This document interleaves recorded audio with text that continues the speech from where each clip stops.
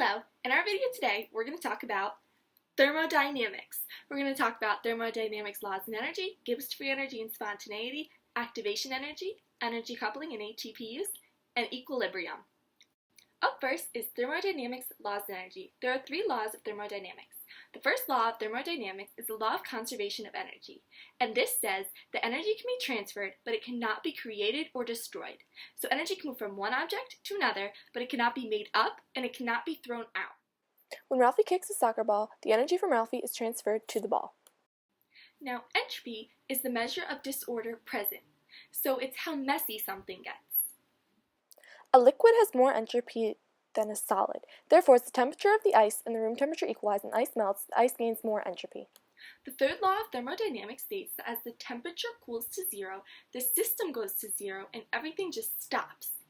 And with nothing moving and nothing working, this would be the end of the universe. So the third law of thermodynamics is a completely hypothetical or just a theory or just something that would think might happen. These balls scattered on the ground all have high entropy. As the boys pick all the balls up and gather them all into the bucket, they gain a lower entropy and are more concentrated. When all the balls were stood apart, they were very useless and could not be used to play a game. Once they are all together, they are in one spot where they can easily be accessed and used to play a game. Now we're going to move on to Gibbs free energy and spontaneity. Gibbs free energy is usable energy or available energy, and all chemical reactions involve a change in this Gibbs free usable energy. Spontaneity of a reaction is a reaction that occurs without being driven by an outside force. There are two forces of every chemical reaction. These are enthalpy and entropy. Enthalpy is a measure of the heat content of a chemical system. There are also two processes for all chemical reactions, and these are spontaneous and non-spontaneous. The car going down the track is a spontaneous change, which means it is capable of proceeding in a given direction without needing to be driven by an outside source of energy. The car going up the track is a non-spontaneous change, which means that it needs to be driven by an outside force to occur. Activation energy is the minimum amount of energy required for a chemical reaction to occur. This car accelerator is the activation energy. The Maxwell-Boltzmann distribution theory explains how much energy is needed for a reaction to occur. ATP is the currency or the money of the cell, like when your mom goes to the store and pays money to get a toy. That's what ATP is for the cell. It's the money that you use to buy the toy. ATP powers life-sustaining reactions inside our body, like contracting our muscles, like Ralphie's doing here.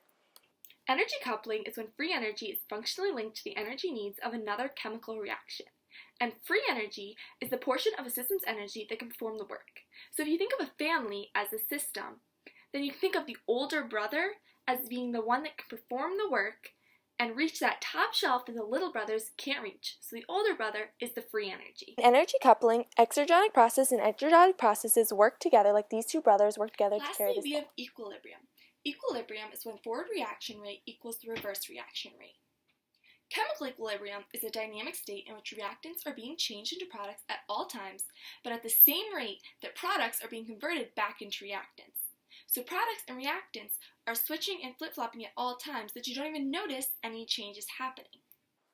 Without equilibrium in cellular biology, cells would die because nothing would be being produced or reversed.